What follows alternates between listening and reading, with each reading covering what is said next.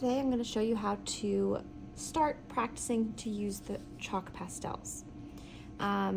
First, the setup. I have here a piece of newsprint paper. This is going to just act as like a tablecloth to protect the table, keep the dust to a minimum. I'm going to have my practice sheet.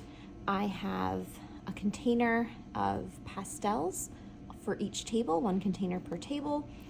Note that they are square in shape. If you ever find one that's round, that's an oil pastel and that's in there by mistake, don't use it. To the side of my paper is a damp paper towel. Don't put it on the paper or it'll get it wet, but have it off to the side to use later. I also have a dry piece of paper towel, and I have a piece of scrap paper to help protect my practice sheet. First thing you want to do is write your name and your class number. And we are going to create a color wheel. This is a 12 color wheel. It has the primary colors, blue, yellow, and red. In between each primary color, for instance, between yellow and red, there's the secondary color. If you mix those together, they get orange. But then in between each secondary and primary colors is what's called the tertiary color. That's the in-between color that they make when they mix together.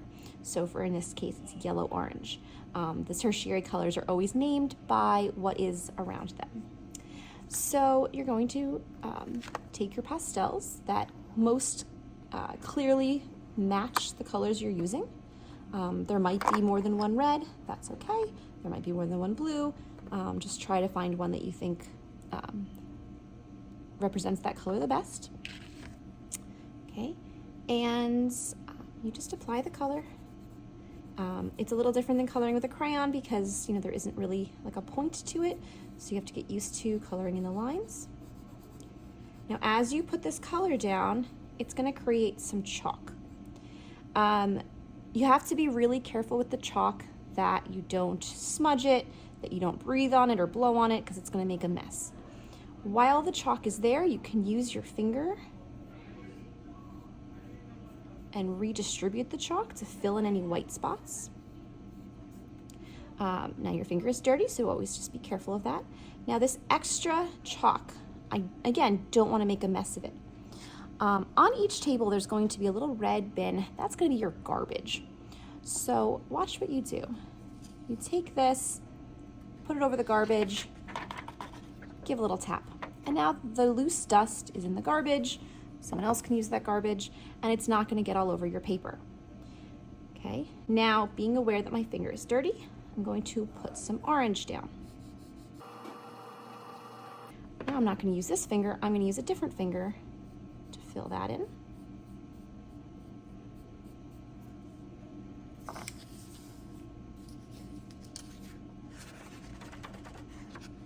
Okay. Now, what I'm going to ask is for you to mix your tertiaries. And here's what that's going to look like. To mix chalk pastels, you need to layer your colors. Okay, so I'm going to put a little bit of yellow. You can see it's lighter pressure. Very light pressure with the orange. A little bit of orange.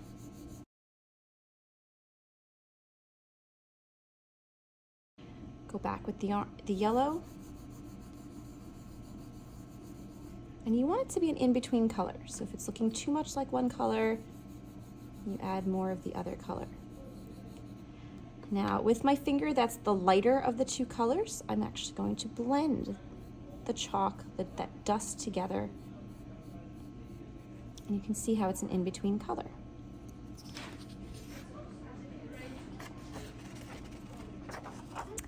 Now I want to clean my fingers off. That's what the damp paper towel is for. So I just give it a little wipe.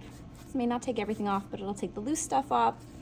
Put that to the side. Always make sure your fingers are dry before touching the pastels. Again, you don't want to touch these with water, with wet hands, or put water on them. And then you keep going with your other colors.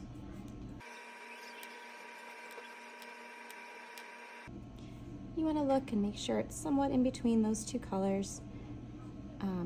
So you can always layer more and go back and forth. You don't want to see any of the white paper coming through. Now, to clean up your edges, we're going to use something called a kneaded eraser. So this eraser is kind of squishy. Be careful, because when it's on the floor or it's on the table, it kind of looks, some people think it looks like a piece of clay, but it's not. It starts off kind of hard, but the more you play around with it, the more the heat of your hand warms it up. It becomes kind of stretchy.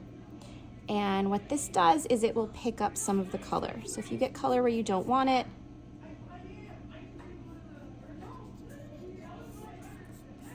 you can clean it up and see it'll get a little bit dirty on here, and then you just squish it to a clean part and reuse it.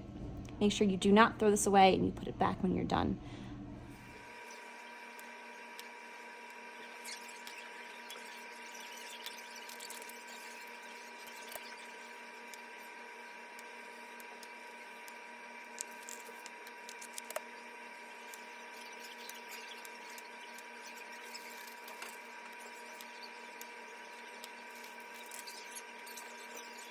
When you go to clean up, you want to make sure that you don't have a ton of extra dust.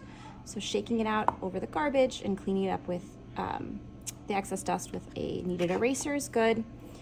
We are then going to make a little folder. So this piece of scrap paper, we're going to fold in half. You can write your name on here. And this is going to be what I call the clean folder. You don't want to have this be what you're working on. You don't want to get this dirty, because it could redistribute that dirt back onto your project in places you don't want it to. So you keep your clean folder clean, you put this in there, and now this protects it so it doesn't get smudged or ruined. And this can get tucked into your journal until you're ready to do the next step.